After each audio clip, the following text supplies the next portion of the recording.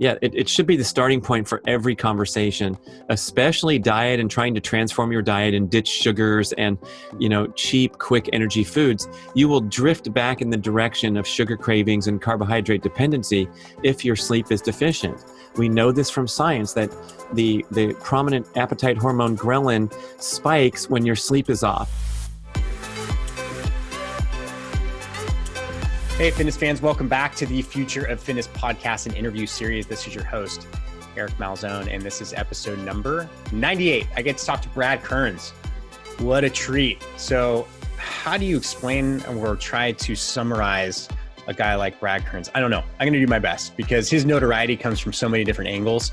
And I think first and foremost, he was a professional triathlete.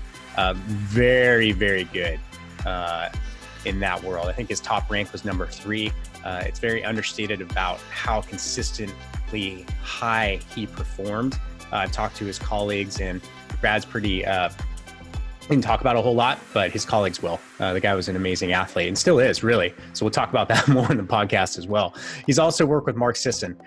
He had 2 podcasts with Mark and tons of collaborations, the Primal Blueprint podcast, the Primal Endurance podcast, and you can see from, if you just Google him, look at his Wikipedia, bradkearns.com, all kinds of things, you'll find all of the project that he's working on. It's quite impressive, and he's committed to health and wellness and longevity and pushing that movement forward. It's awesome. It is just awesome. So what else can I tell you about Brad? Well, he's a huge fan of Ollie G. You'll see that if you watch the video version of this podcast on YouTube.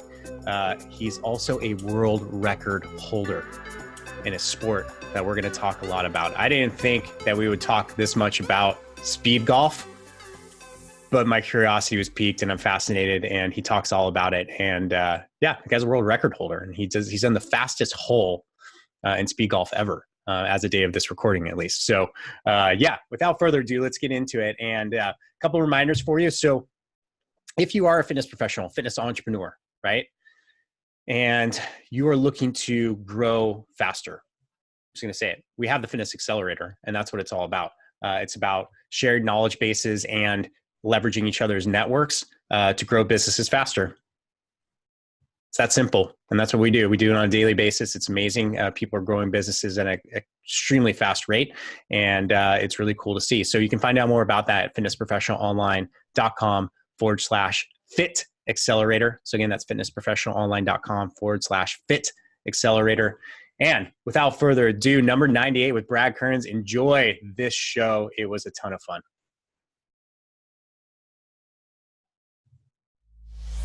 All right, Brad Kearns, welcome to the show, man. Eric, I'm so excited to do a show with you after all of our masterminding backstage. Now we're going to put our skills to use and create an extremely interesting, impactful show.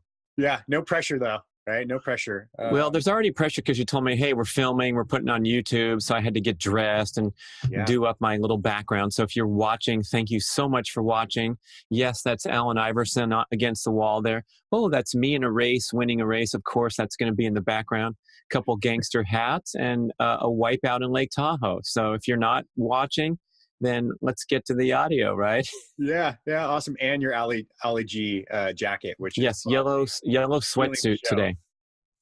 Yeah, it's epic. It is absolutely epic. Thank you for noticing. Yeah, no problem, man. So, Brad, even better. Now he's got the sunglasses on. Give us a bio on you. I have a million topics that, especially because you're a fellow podcaster, right? You have the Get Over Yourself podcast. You've done many with Primal, and let's get into just a brief bio on yourself. I know you've done so much, but give us our listeners an update. Well, for the last decade, I've been working with Mark Sisson to promote the Primal Blueprint movement, and that's been a really fun adventure and become popular over the last 10 years. When we started and wrote our first book together, the Primal Blueprint, and we're trying to explain the story and the talking points, it was highly controversial. We're saying that fat's okay to eat and that you shouldn't eat whole grains or sugars. And, the exercise part too is you got to slow down and not worry about pushing your body too hard every day, and that the calories you burn during exercise don't really help you lose excess body fat as much as altering your diet and lowering your carb intake. And now, the movement has grown, the science is supporting it. more science is coming every day. And we have this explosion of interest in embracing the ancestral health movement on all levels of society, including medical experts and people that were usually naysayers. So that's been fun for me. Mark and I go back many years into the endurance world. So I come from the triathlon background, and I was a professional for 9 years. I competed all over some great success, also a lot of struggles and difficulties and learning experiences. So I tried to bring that athletic reference into the health advocacy that now. So yeah, the triathlon scene was really great. It was a dream come true because I was always wanted to be an athlete as a little kid. And now I worked hard and got a chance to compete on the pro circuit. I was national champion and third in the world at my very best in 1991. Wow. And then I had other times where I performed below expectation. I got my personal frailties and flawed beliefs, self-limiting beliefs, negativity, lack of balance, lack of focus. All these things played out into struggling and suffering and failure on the race course. And I had to sit back as a young person, right? I'm just a young guy, and I've already gotten a lot of attention when I do well. And I had to do some really serious reflection, figure out what was important to me. And this is a long time ago I'm referencing, but I came up with the name of my podcast way back when. It's called Get Over Yourself. I just launched the new podcast. Ooh, I get to plug it right now. But it dates back to when I was able to get over myself as a competitive athlete. That's when I was able to unlock my greatest potential because I was doing things for the right reasons. I was pursuing my athletic goals because I enjoyed the competition and the process of pushing your body and getting better and improving, and then going and competing and trying as hard as I could to win and wanting to win very badly. But whatever the outcome, I always had a positive experience and a growth experience in life, including getting my butt kicked and having to recalibrate and say, oh, gee, I guess I shouldn't have partied so much the last few weeks. Not really a true example, but we all have ways where, oh, I wish I'd gotten in on that, those stock options and that startup that my friend worked at, and now he's got a lot of money. But at the time, you were too busy partying, or you weren't, fully embracing the highest expression of your talents, and you were doing a stupid job for some reason that dated back to childhood traumas and formulation of self-limiting beliefs. So as an athlete, man, you get slapped in the face. If you got any of this noise going on in your head, you are going to get your ass kicked on the race course one way or the other. Or if you're a champion because you're naturally talented and you succeed, you're going to be an unbalanced, messed up human being. And we need not look very far to find out stories of great champions who dominate in the athletic realm, but they're train wrecks in real life. Same with celebrities, right? So the goal here, getting over myself, enjoying the process, being entirely focused on the process, the moment, being mindful, all these terms that we throw out now about living an evolved and passionate and fulfilling life. I feel like the opportunity to be an athlete had all these things happen in the extreme case and the very dramatic examples. And I was able to take that into my role as a parent. Now my kids are adults, so I had a great couple decades of trying to be an involved and supportive parent, but noticing that trend of helicopter parenting in today's society and being so offended and nauseated by it, but also being guilty of it in this way or that way. And so having to constantly reflect and get over myself as a parent and not try to overemphasize or over-orchestrate my kid's journey so that, hey, maybe they're going to fail and struggle sometimes too. And I'm not going to try to bail them out. I'm going to go, oh, that's a bummer. Great parenting advice from Dr. William Hughes. He's an author, and I got to meet him personally one time, and he said, get used to using the word bummer a lot in your child rearing with your kids. And it's absolutely profound, right? So if you, the kid stays up too late, made a mess with the party in the living room. Oh, sorry, you can't drive for a week. That was the rule that we agreed to. What? No, next week's really busy. I have to do this. I have to do that. Oh, that's such a bummer. I'm sorry, I can't help you there because you broke the rule. I can't bail you out. Oh, bummer. Oh, you're really pissed at me and you think I'm an idiot and you hate me. It's a bummer. I'm sorry to hear that, And so I'll never forget that. And there's so many applications to just letting it flow and going with the flow instead of trying to force your way into the life and the goals that you've set. Yeah, interesting. And the get over yourself term. I feel like I should just get that tattooed on my forearm because it's such a solid reminder of like every day you tend to get intertwined with like shit going on in your head and things that you think are important and they're not. And we think that we're the center of the universe and we're not. And you missed something in your athletic career, by the way. Speed golf. Oh my gosh. You just teed me up to use a golf analogy. Look at this professional host teeing me up for the golf analogy. So, right, I retired from triathlon so long ago. And so I went from complete, total focus and absorption in athletic performance and competition every day. I lived and breathed triathlon and racing for 9 years of my life. And then all of a sudden I woke up and I was like, oh crap, I got to get a job. I don't have $70 million like an MBA guy to go do something. And went into real life, had kids, got sidetracked on all kinds of different things, tried to stay fit and do little fun things. And then as I got older and older, realized now I'm 53 years old. And I realized the incredible importance of having a passion and a competitive intensity throughout life, whatever it is. And no, I don't want to go back on the pro circuit and train and be totally absorbed in something, but I want to have something that I really, really care about, that I compete very intently in, and it fits nicely into my lifestyle. So it promotes longevity, health. It doesn't compromise my goals at my job and getting work done or being the parent that I need to be. And so I've had these competitive outlets over time, and my favorite one now is speed golf. So this is a tournament, an actual tournament competition where they count your strokes like a golf tournament, and they also time you over the course. So you're running through the golf course as fast as possible while also trying to shoot a good score. So it's not like you're going out there hockey pucking the ball and taking 10 shots and racing to the next hole, because they're counting your strokes and your time. Each one counts for a point. And so I've been playing in this competitive speed golf setting for several years. I go to the World Championships every year. It's something that I train for and have so much passion for. And the great thing is, like, you can go play speed golf and it doesn't take over your day. So what I do is I go out right before dark, 30 minutes before dark, and I play 9 holes, and then I'm home for dinner. It's simple.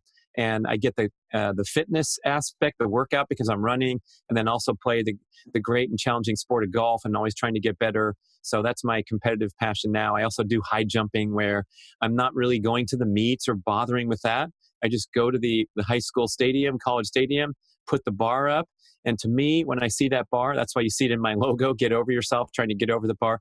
When I put that bar up, I might as well be in the World Championships of triathlon with thousands of people watching in the closed streets of whatever city's hosting the event, and a big deal, the competitive arena I experienced before. Now, an empty high school stadium on a Saturday morning means the same to me internally, because I have so much intensity and passion, and I really want to clear that bar. And I've had some great jumps over the last few years where I jumped higher than I did when I was a kid. 5'6" is my all-time best. I jumped 5'5" when I was 51 years old, which actually would rank pretty good if I was in a meet. But when I cleared that bar and I screamed in the pit, it was like I'd won the Olympic gold. And I'm telling this silly story because I think it's really super important for everyone to not just be a spectator in life.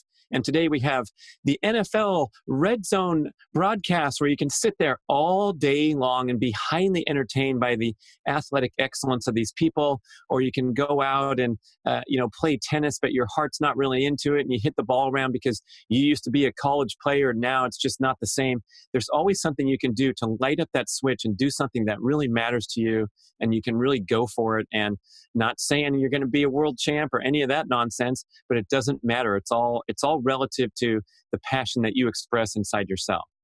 Yeah, awesome, man. So I have to ask, how long does it take you to do 9 holes? If I'm just going around like last night, 30 minutes, right? I'm just jogging. I'm not racing. But in the competitive setting, my best round ever on the speed golf circuit is I shot a 78 in 47 minutes on a championship golf course, and I took third place in the California professional championships. And so that's a score of 125, 78 plus 47. So when we talk in speed golf parlance, what'd you shoot? I shot a 125. And you're putting it all together. But my fun thing that you might be referring to, that I think I showed you on YouTube, is there's this little offshoot of the tournament competition of speed golf where you play 18 holes. And there's an actual Guinness World Record for the fastest single hole of golf ever played. And I saw this guy on YouTube last year, Steve Jeffs from England, and he's got a beautiful video. It's viral, Guinness World Record website, 161,000 views. 1,000 of them are mine, so really 160,000 views to the public. But I saw this guy do this incredible performance, and I just became captivated by it. And I trained for it for several months, and on June 1st, I broke the existing Guinness World Record for the fastest single hole of golf ever played. So basically, it has to be a par 5. It has to be 500 yards. You can't just go to some little hole, right? So the guidelines state that it has to be a long hole. So I found this 500-yard par 5, and I sprinted full speed. Somehow got a birdie using only a single club. So my time for one hole was 1 minute and 38 seconds. And that was some fun stuff. I do a whole podcast about it and a long article on my blog for people that are interested. But I'm trying to inject this theme throughout that it was important to me. I didn't have to practice 5 hours a day and obsess about it to where I was moody if I had a bad golf round. But in the background, I had that flame burning, and it enhances my life in all different ways. So I think that's the big message there for anyone to think, what could I do that would be really fun and challenging? Yeah. Yeah. Well, we're not done with it because I have so many questions about speed golf. Now, so do you carry what bag do you carry when you're doing this? And I want to ask another question on this. When you're doing your practice rounds, what kind of looks do you get from people when you're sprinting around the golf course? Oh man, you're so funny because, I could talk about this all day. Like I find myself in the corner at parties and my girlfriend comes over. Yeah. Hey, how's it going? Like I don't know anybody, let's say. And then she comes over and within 5 feet, she starts hearing the speed golf terms being bantered about. Like, okay, I'm doing okay. I somehow got over to the speed golf topic. But I consulted with like a content expert, search engine optimization and trying to build this website and the podcast. And I'm like, I don't know about this. Do people want to hear about the speed golf? And like the experts say that if you have a passion and an interesting story, that people will be drawn in, even if they've never played golf and they're not fitness, they're not running. So I'm laughing because it's like, okay, maybe we'll keep talking about it. And even if you don't play golf and you don't run, it is kind of cool. I mean, like people sort of light up when I talk about it because it's such a strange concept. It's bizarre, but awesome. I mean, I love golf. I'm excited if I shoot under 90. Right. That's a good round, man. Yeah. It's a good round. Yeah. And I'm happy. Like I'll go for trail runs if I hold, an 8-minute mile on my trails. So to hear some of the numbers that you have, I'm flabbergasted. Like, shooting 78s, that's hard alone. And then to run that distance, what's the average distance of an 18-hole golf? It's about 5 miles, 5.5 miles. Yeah. So, the guys on top, I mean, it's a very competitive sport. I'm an old guy still trying to compete in the pros. So there's only 2 guys over 50 in the pros. The rest of them are in the 30s. And the winner of the tournament will usually shoot right around par and playing the course in 45, 43, 47 minutes, depending on the course. So you go out to the Speed Golf World Championships.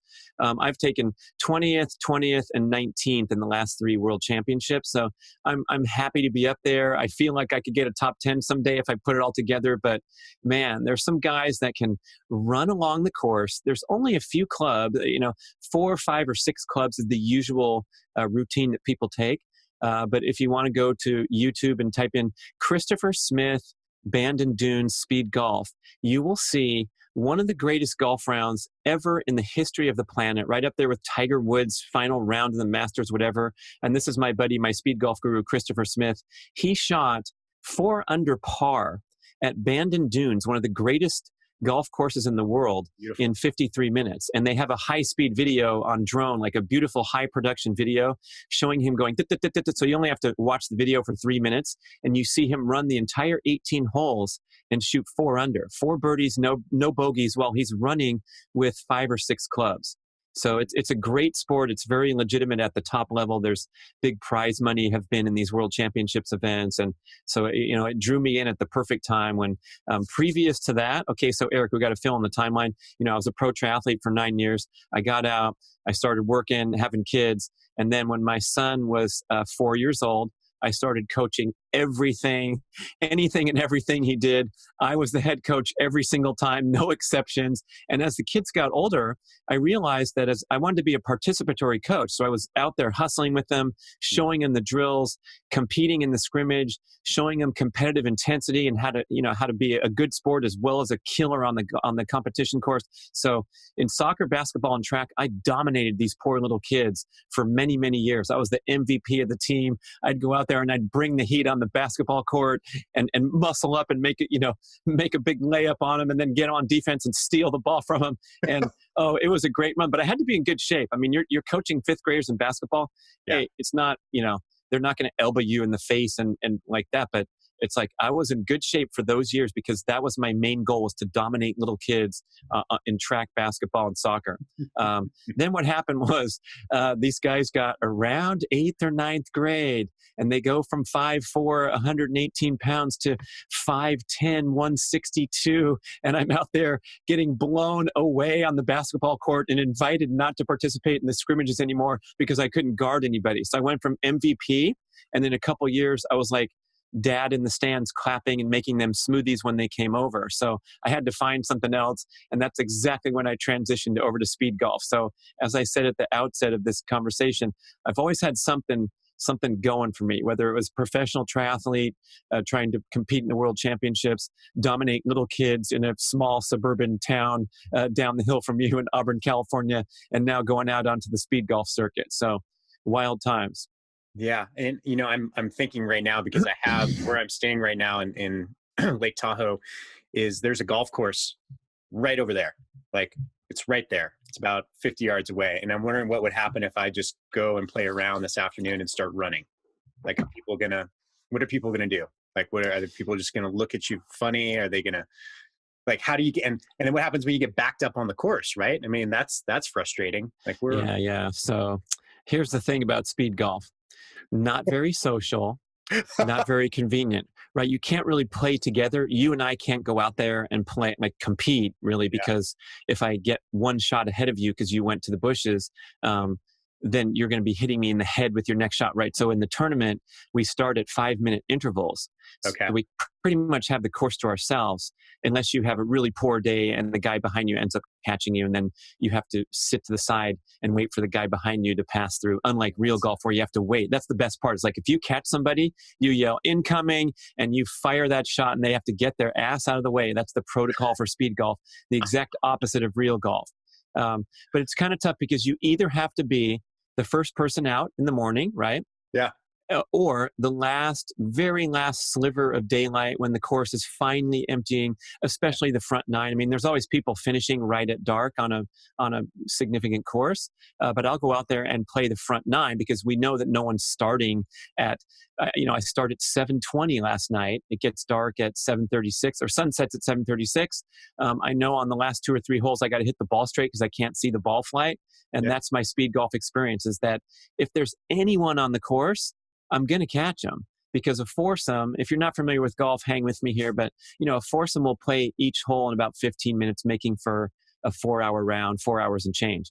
So if I see a foursome on the 8th tee and I'm on the first tee and I'm playing my speed golf pace, I'm going to catch those guys on the 9th green. They're going to play 2 holes. I'm going to play 9 and be waiting to hit my last shot. So it's right before dark, but there's a lot of support now in different cities. You can look at Speed Golf USA website. You can go and join them in the morning. And so they have the first 7 tee times of the morning. Boom, boom, boom. You guys are off at, 6 a.m. and you're done at 7 and you're off to work. So that's the good part about the sport, is it happens quickly. And then the bad part is you got to have an open course because, the etiquette, golf is a very formal, traditional sport. I really don't want to be bothering people with running up on them and they're looking back and seeing this guy charging the fairway, trying to catch him while they're trying to putt. So I try to be very considerate. All the speed golfers know this. And so we really keep out of other golfers' way by being first off or last off. And then your question about the clubs. So the strategy there is you're running along. You can't carry too many clubs. Yeah. Otherwise, it's just too much weight and too much logistics pulling them out of the bag and putting them back. So most players have a junior bag and they're carrying 4, 5, or 6 clubs. And then you got to choose. Like right now, I'm going with my 3-wood, 7-iron, 53-degree wedge and a putter. So I'm only using 4 clubs. Mhm. And so that 7-iron has to be very versatile, where I'm choking down and taking a half swing and knowing that's going to go 130 yards. Or with the 3-wood, I'm doing the same thing and trying to get all these in-between yardages. But on that note, I'll say, because golfers know this logistics and the equipment and the fussiness of the average golfer, and you're allowed 14 clubs in real golf, so you see these giant bags that the poor caddies have to carry, or you have to lug to your trunk. And I'm going to say right now, if you're not a great golfer, if you're not a low 70s shooter, you only need half of those clubs anyway, because you're not good enough to worry about the 7-iron or the 8-iron distance, because you can't hit either one of them with consistency so that it's going to go your desired yardage. But what happens is we've learned about the sport from watching TV and these incredible professionals where they're taking in all the data and they know it's 147 to the pin. He's decided to get his 9-iron. Oh, wait, it's a little windy. He's changing his club with his caddy, consulting for 5 more minutes. And that's great for those guys because they're so precise. But most of us, we need to get up to the ball, take a swing, and try to hit the ball straight. And what the great phenomenon of speed golf is that the athletes, almost everyone who plays, will experience this phenomenon where they go out there, and even though they're rushing and running and not ruminating or getting analytical, they play as good or better than when they take all day with all their clubs. So my best tournament result, I told you, was a 78. A 78 is a good round for me, man. I'm not a 68 guy. I'm happy to shoot 78 in 5 hours with 14 clubs and all the yardages on the little electronic readout on the cart. So what did I lose from running at full speed and breathing hard every shot? It was not much, because it got me into this Zen-like state where I'm in the reactive mode and I'm not in that overly analytical, overly tense state where I'm worried about choking or mad at the last shot I hit. And so I'm in a disturbed emotional state for my next shot. You don't have time to get mad. You don't have time to stress, because all you're doing is moving forward quickly to the next shot. And then you got a clean canvas to try and hit it again. Yeah, you're in the flow state. I mean, that's in essence, right? You just don't have time to think. You unlock the flow state by default just by rushing up to the ball. And I've had these conversations with my brother Wally, who's a great player, a tournament level, gambling guy. Will go out and put his money up on Tuesday mornings in Pasadena with the top players in LA. I mean, this is real pressure, competitive golf. And I'm like, you got to try it sometime. It's great. It's great. Yeah. And then one day he went out there and played like 4 holes. And he got like par birdie or something. And he came off that course. He's like, you're right. It was amazing. Did you see that putt I drained? How long was that? It was about 35 feet. He just ran and he's huffing and puffing, grabs the putter and knocks in a 35-footer. What awesome. Are the odds? We know the odds of making that in real golf. It's like 3%. So if he made 100 of those putts, took 100 of those putts, he'd make 3 of them as a good player, right? And if you look at my video on YouTube, you can look Brad Kearns' Speed Golf World Record. I got a birdie on this hole, sprinting at full speed, playing with only my 3-wood, no other clubs, because I wanted to break the time record. And it's like, if I played that hole, 50 times with all my clubs, maybe I'd get, 2 or 3 or 4 or 5 birdies. If I did it over and over, the speed golf style, trying to get a birdie with a 3-wood, it might take 100 tries to capture the magic that I did on my very first attempt. Because your first attempt is always your best, because I'm sprinting. I can't go back and try again and run the same speed. So I knew this is like do or die, all or nothing. And I just got into that flow state, knowing all these things, that this was my once in a lifetime chance to try to do it. And that's why I got so excited about it. And we'll talk about it for as long as we want, until the host changes direction, as we've been trained by podcast experts. Yes. Yeah.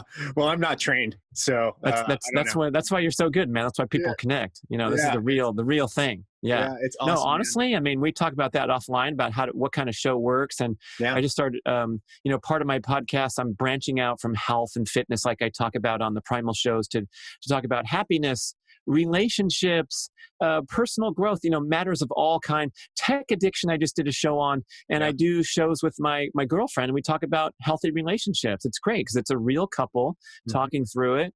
And I know Casey Neistat, the YouTube sensation, he just started a podcast called Couples Therapy.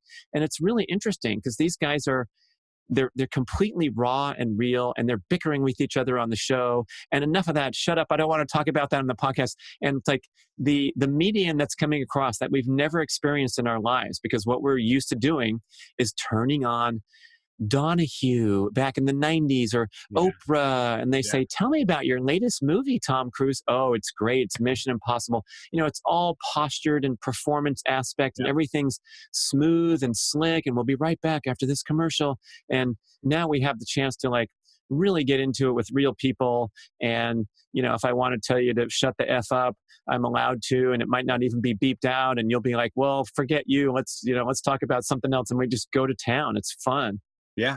I love, I'm my first Joe Rogan podcast that I listened to, something clicked. I was like, I want to be part of that. That's amazing. He goes average 3 hours, right? I know. 3 hours, doesn't edit anything.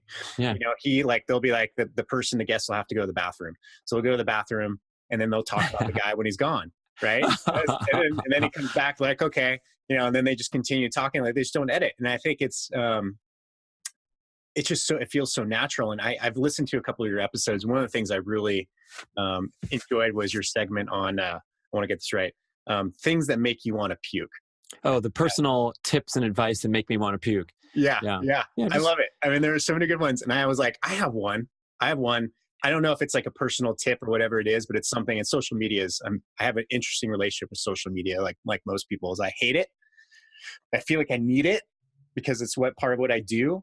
But then I hate it. And one of the things that really bothers me and makes me want to puke is the photos that people take of themselves meditating and put them on social media.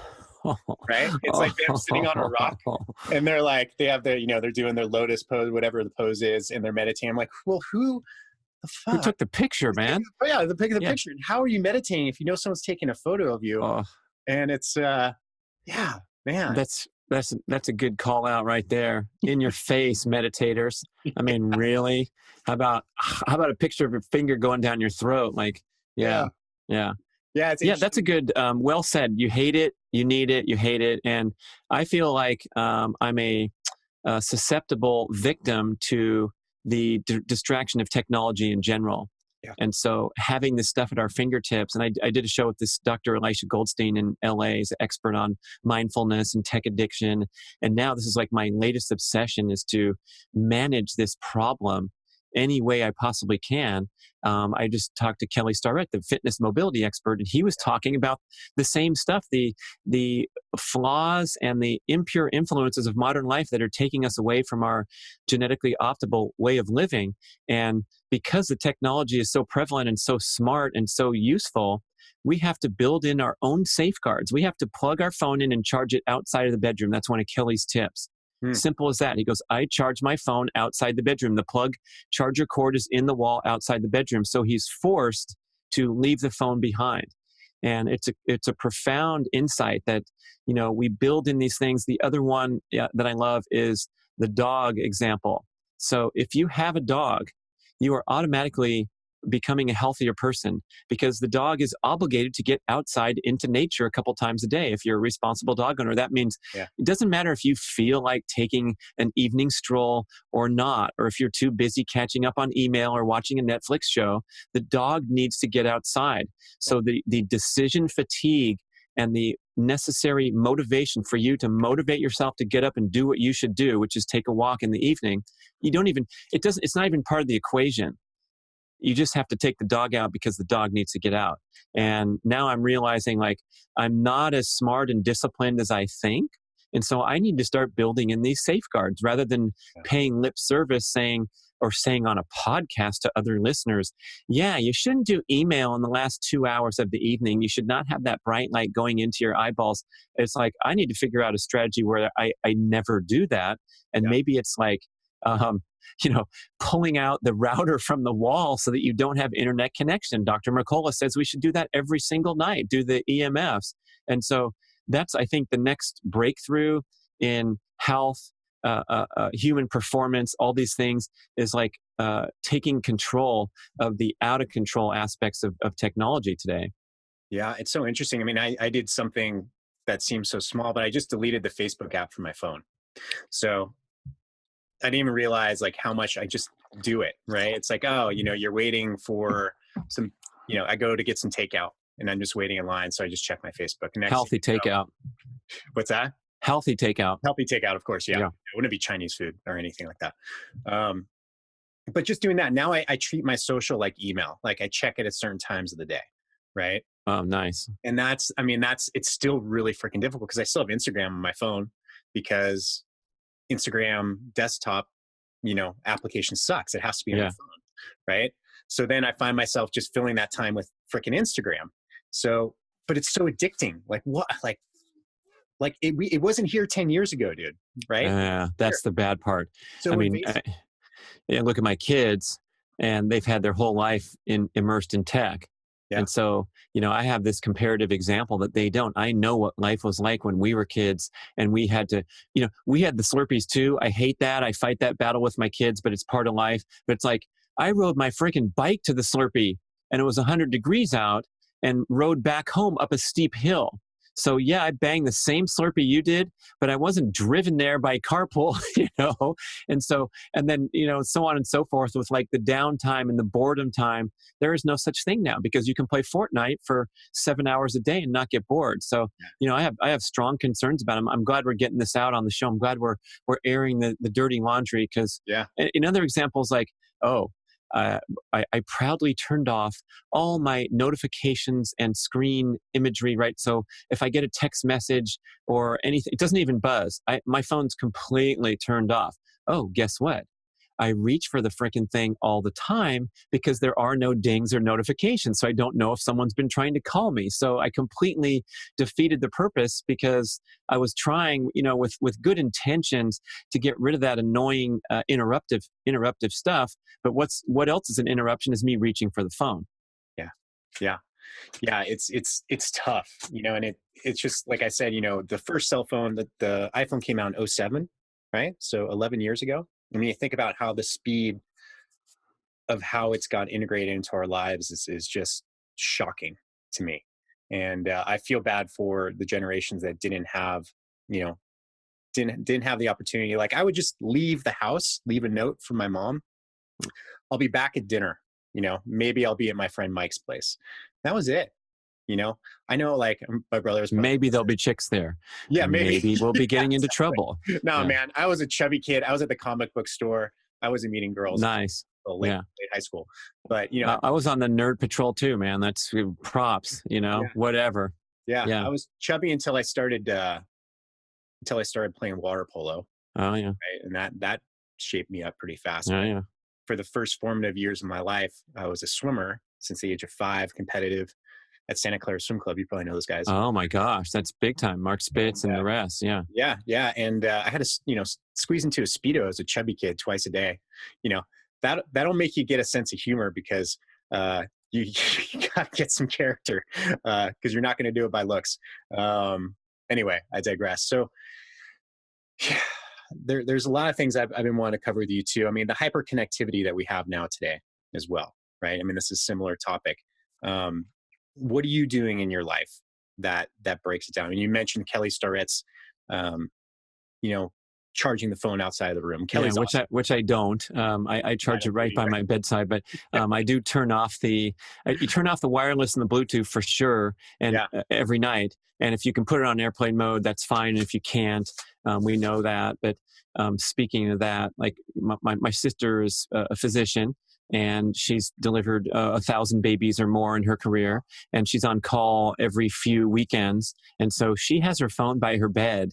And if it rings, it's going to wake her up and she's going to go deliver a baby. What's your excuse, listener? You really need your phone? You're that important that you need to be interrupted from a nap or evening sleep by something going on in life? I don't think it's up at baby level. So then we can reflect and go, gee, if I get over myself and realize I'm not super important, and if I miss a day of email, even my work group and my company is still going to survive and everybody can wait. Those are kind of things where, you can prioritize the highest expression of your talents and ask yourself if you're doing it. One thing I do is like, I'll notice if my productivity is falling off. So I'm trying to be aware of how well I'm working and how I'm hitting my priorities well. So I have a written to-do list. I'm trying to refer to it constantly and keep it constantly valued and updated, because I know we can have all these technological, the Franklin Covey 7 steps notebook that we carry around, and it has all our things. But if you don't keep it constantly updated and refreshed and refer to it, then it's just a dinosaur. It's just sitting there gathering dust. So I'm trying to prioritize my work output at all times, notice it, ask myself if it's going well or not. And then I'll notice on frequently in the afternoon, a lull in my focus, cognitive performance. And so at that point, I'll either take a nap if it's a big lull, which a lot of times it is, or I'll take a break. And those breaks are so, we devalue them because we're working so hard and we're so important and we're so busy. But smart people must realize that if you are at your work desk and you have not taken a break for hours and hours, your cognitive performance is declining. It's a known scientific observable observation that you are dwindling down. And because you're dwindling down, you don't notice that you're dwindling down. And so all that happens is you have to stay late at work again until 7:30 to get all your emails done. But what happened between 2:30 and 3:15 was that you carried on a little idle chit chat at the water cooler for too long. Oh, you watched that YouTube video that was 7 minutes, but it led to another 4-minute clip and another 3-minute clip. That's me, especially if it relates to speed golf. And we lose that discipline and that resiliency because we have not taken that 5-minute stroll around the courtyard every 2 hours and kept that thing sharp. And this reference, obviously I'm not a tech expert or a psychologist, but when I was an athlete and I was highly tuned to how my physical performance was every single day, every single workout, every hour of every workout, every stroke up and down the pool, I knew whether I was on or whether I was a little bit off. And so I'd always have these reference points like, gee, I'm really dragging ass today. My legs feel heavy. It took me an hour and 27 minutes to get to this checkpoint rather than an hour 20, which is usual. And so you're always getting that direct, measurable feedback that you're sucking ass. But when you're at the workplace and you're sucking ass and you're being distracted and writing sloppy stuff and forgetting where you put the file because you're too overwhelmed to organize your workplace for 5 minutes in the morning, then we start going down this slippery slope. And I'm going to venture to guess that a lot of people are on that scoreboard. Our scores aren't looking too good.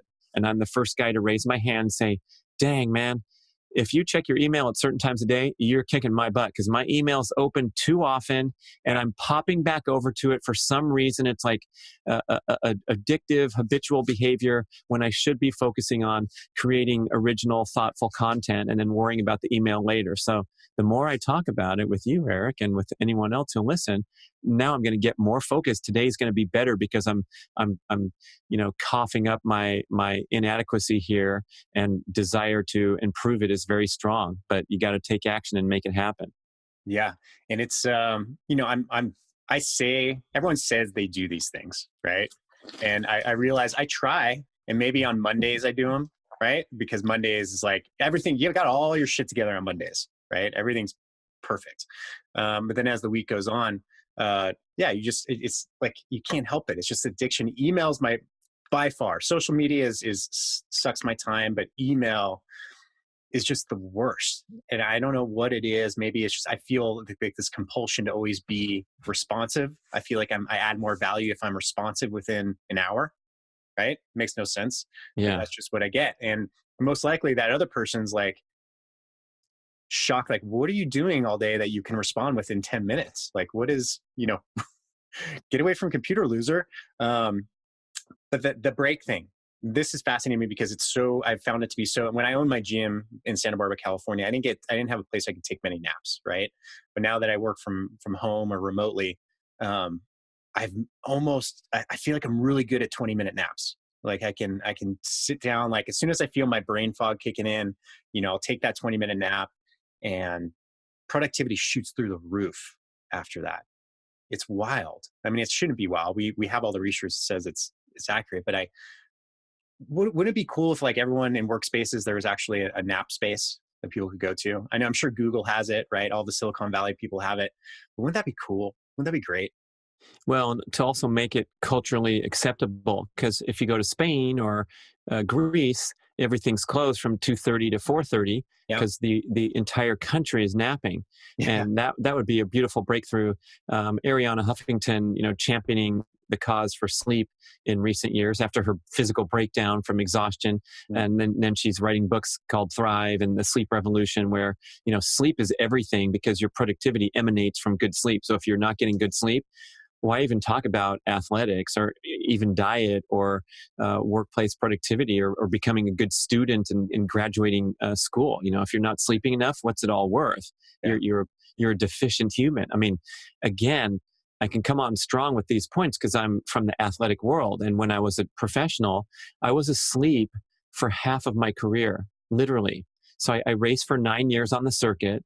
I took 10 hours every night for sure was my sleeping time, and a 2-hour nap every afternoon. And if I compromised that nap because there was too long of a line at the post office or something set me off, man, I was cranky and I would feel it at swim workout that night. I was just a little bit off because I didn't have the full rest that I needed. And man, some of those naps I'd wake up and I thought it was morning, and then I realized it was night and I still had to go do another workout. But I got plenty of sleep. I overdid it and exhausted myself physically. So I was just hanging on by a thread, even with all that sleep. So it wasn't optimal. But today, wow. I mean, yeah, it should be the starting point for every conversation, especially diet and trying to transform your diet and ditch sugars and, cheap, quick energy foods. You will drift back in the direction of sugar cravings and carbohydrate dependency if your sleep is deficient. We know this from science that the prominent appetite hormone ghrelin spikes when your sleep is off, and the satiety and fat storage hormone leptin, the signaling gets disrupted between the brain and the digestive system, such that you have a propensity to overeat, not realize you're full, and then have a greater likelihood that you store those calories as fat rather than burn them because you didn't get enough sleep. It's directly tied to the sleep habits and the restoration and the balance of appetite hormones and stress hormones and things like that. So, there's a pretty good plug for sleep right there. Yeah, it is. It's interesting to me. There seems to be this movement in entrepreneurship too that, people always ask, what's your morning routine? Well, I get up at 4 a.m., right? And I do my hour. I'm like, well, what time do you go to bed? Right? Yeah, That's always really. the question I ask, because everyone, it's like this grandiose thing. Like, well, how early do you get up? Oh, I get up 15 minutes earlier. So eat that. Right. But then again, like, well, how effective are you during your day? And I'm always, when people say that they wake up at 4 or even before 4 a.m. to do things, I'm just wondering how effective are they during their day? They say you must be incredibly um, just inefficient with your day if you have to get up that early. This morning I usually wake up at 6. Right. This morning I slept until 7. It was amazing. But I feel like a superstar, right? I feel unbeatable just due to that extra hour of sleep. So it makes me wonder, like, is that 6 a.m. really worth it? It's good if you need that peace and quiet, right? You want to get your routine in and that sets you up for your day. But, I don't even think 6 a.m. is that early compared to a lot of people. And I question that all the time. Like, what is it this ego thing that we feel we need to wake up earlier? Like, what is it? It's nonsense is what it is. Awesome. And we also have the ability as humans to drive ourselves really, really hard and overstimulate the fight or flight response to the extent that you can be a banger for 10, 15, 20 years of grinding and waking up before it gets light and going and doing that intense morning workout at spin class or boot camp or Zumba or with your personal trainer, the 5:15 appointment, you're booked out 3 days a week. And I know a great many people that live under these high energy, high performing type AAA circumstances.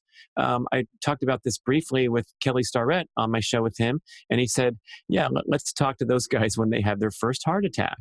And that's a quip, but it's completely true, is that you will come back and pay the price somehow, some way later on, even if you can go through however long your binge period is. And That's the part that be nice for people to reflect on. Same with a partying 20-year-old that's, staying up super late and doing whatever they're doing and getting up and going to work, and they're rallying, and then they have a Slurpee in the afternoon. They have more energy and all the things that you can't do when you're 37 or 42 or 58, right? It's not going to work. No. But you can get away with all kinds of things, but you're operating on borrowed time, and you're going to have pain and suffering and consequences later. That's just all there is to it. Yeah. I remember that. My late 20s was just a smorgasbord. I was living in San Francisco, and there was just so much to do. You had FOMO everywhere, right? Yeah. Like, I didn't want to miss anything. So how about folk you, Eric? What's that? You ever heard that one? No. Fear of keeping up. Folk you too. Yeah, I've heard of FOMO. If you haven't heard of that, it's fear of missing out. It's a common term. And then Dr. Goldstein said, there's also FOKU. And I'm like, folk you. Yeah, folk you. Folk you in San Francisco.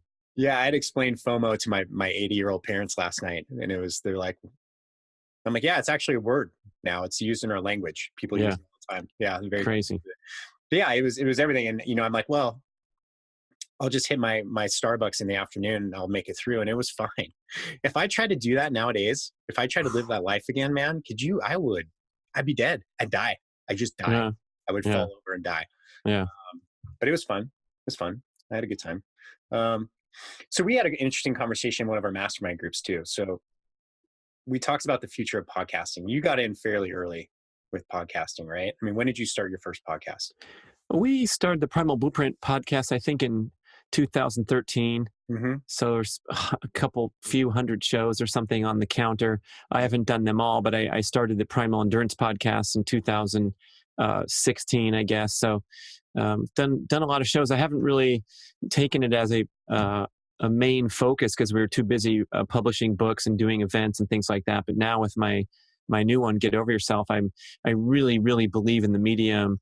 And I think it's the very best way to communicate in our busy lives today, because we're not demanding your full attention to listen to the show like we would if it was a video. If you're watching the video, that's great, but you can consume the audio podcast while you're raking the leaves, commuting to work, doing something else. And then on the other side, when you have, the commentary, it's a real easy and efficient way to dispense your opinion, information, expertise. So if you wanted to get me on and we could talk about my best-selling book, The Keto Reset Diet, written with Mark Sisson, it's gone great, and people are embracing it in the keto community. And if you turn the watch on and gave me an hour and a half, let's say, I could talk about probably everything that you need to know in that book that took us a year to write. Right? So it's like, hey, you want to write a book for a year of your life, or talk for an hour and a half and get the same? The expert has a much better, much easier chance to just talk in this manner, and then get more color and flavor, and maybe even a more impactful message from having the conversation rather than the written word. Yeah, I agree. And it's interesting because I'm following technology quite a bit. Obviously the name of this podcast is The Future of Fitness. So, after this, I'm going to record something with a guy we were talking about who does artificial intelligence in your ears for coaching endurance athletes, right? So it's a headset that coaches you while you're doing endurance. And as technology increases, in voice specifically, so many people, I can't remember what the percentage is, but I think we talked about it once, 40% of households have an Alexa or something like that. 40%? Yeah, I may be making that number up, but it doesn't matter. It's impressive where it's at now, and then how it's going to go in the United States households. What it's going to just be like, hey, I'm cooking dinner. Hey, find me a podcast on keto. Oh, right? Wow. And that's the way it's just going to go. And then I'm going to be cooking dinner and we listen to you and Mark talk about keto, right? And it's going to be that easy. But you can't, like you said, the big thing is that you can't sit down and watch a YouTube channel on keto while you're cooking dinner, while you're driving, Right. while you're walking the dog. So it's going to be interesting to see. I know, the early adopters have kind of gone through in podcasting, the Rogans and the Blake Bledsoes and things like that. But I think as more people are adopting it now, it's just going to become more and more popular. Hope so, man. Yeah, me too. I love it too. I consume a lot of them, and I get great value out of them. And if it's something super important and meaningful to my life, I'll stop what I'm doing and take notes. If I'm jogging along, I'll use the note app on my phone, and really want to remember this stuff and realize the privilege of hearing from so many great people from all over the world, wherever you are, and you can engage directly. I think it's going to advance culture and advance society more quickly than ever. When you think about the old days where you had to go look something up in the encyclopedia, like the world record for the fastest hole of speed golf, I would have never known unless I was browsing YouTube and it randomly caught my eye. Yeah. So where do, so you have your podcast, you also have a website now, and you also have a training program for endurance athletes. Tell us a little bit about that. Yeah, so with the Primal publishing efforts of the last decade and the books we've put out, one of them was Primal Endurance, the Keto Reset Diet, another book, the Primal Blueprint itself, and the Primal Blueprint 21-Day Transformation. We've taken those books essentially and brought them to life with online multimedia video educational experience. So you can go to bradkearns.com and you can see the links to these video courses, mastery courses, we call them, especially if you're an endurance athlete. It's everything compiled in one place where you log in. You can see interviews with dozens of leading experts and top athletes, and I take you through all the concepts in the book. And so I do that for the Keto Reset Diet. I do that for the Primal Blueprint. And I feel like the video education there, where you're trying to learn something like a student in college, that's a great use of multimedia. So a lot of fun stuff, but everything's at bradkearns.com, so we can check in there. And I guess you better follow me at social media. So I'll have to engage. If people are going to follow me, I better put something meaningful up. Yeah. That's the thing, is you can ask a lot of people, but you actually have to show up. Doesn't that sound enthusiastic? Yeah, I guess you better follow me. Yeah. Hey, if you follow me, I'll give you. Well, I said this on my podcast recording. If you write a review for my podcast on iTunes, we know how important that is to the algorithms and getting the show more attention. If you see me in real life, I'll give you $1 if you write a review for me. And I promise I'll keep to my word. So come say hi to me if you see me in Sacramento Airport or something, and you got $1 just for leaving a review on iTunes. That's a deal. I don't know if that's legal. It's probably against the rules. I know you can't solicit reviews on Amazon for books. You're not allowed to, give even a free book. They don't like that, but I don't know if there's any such rule on podcasts. So I'm putting it out there, man. Go review my show. Give it a listen. Yeah, that's awesome. When I own my gym in Santa Barbara, if I saw somebody with a sticker of my gym, I would leave $1 on their window. Oh. It became this thing. So people were like, oh yeah, people put the sticker on. I thought it was genius. I'm not sure if it's legal. That's pure genius, man. Guerrilla marketing right there at its best. That's it, man. Yeah. Awesome. Well, Brad, it's very, thank you for coming on and educating me about speed golf. I think you may have just inspired at least one person. Oh, dude, you're shooting decent scores, and you're a fit runner. You got to come try a tournament. It'll change your life. Yeah. You play more golf too. Yeah, I know. That's the biggest thing. So anyway, thank you for the inspiration. Thank you for coming on the show. You're a riot, man. You're really fun to have on. And right on, Eric. Thank you so much. Yeah, ladies and gentlemen, Brad Kearns. Hey, fitness fans, don't leave yet. It's your host, Eric Malzone, and I have a quick favor to ask. Actually, 3 favors. So, number 1, if you're a fan of our show, I ask you to do something that takes under 3 minutes. Go to iTunes, please, and subscribe to our show. Please, please, please. It means so much to us. It's so important. And then give us a favorable review. We would really, really appreciate it. And I can't tell you how much it means and helps us out. So it only takes 2 minutes of your day, and it means a lot to us. So please do that. Number 2, go to our YouTube channel, our Fitness Marketing Alliance, and please subscribe to our YouTube channel there. Number 3, if you like this episode or any of the episodes that we've released, share it on social. That's huge. That's a big deal for us. And we put a lot of work into these episodes, trying to give you great actionable content for the fitness industry. So that would mean a lot. And that's it. So we have some big plans coming up for this show. I'll be talking about that in the next couple episodes. But thank you so much for listening. It means so much. And if you have any questions, please reach out to me. I'd love to hear from everybody. Eric, ERIC, at fitnessmarketingalliance.com.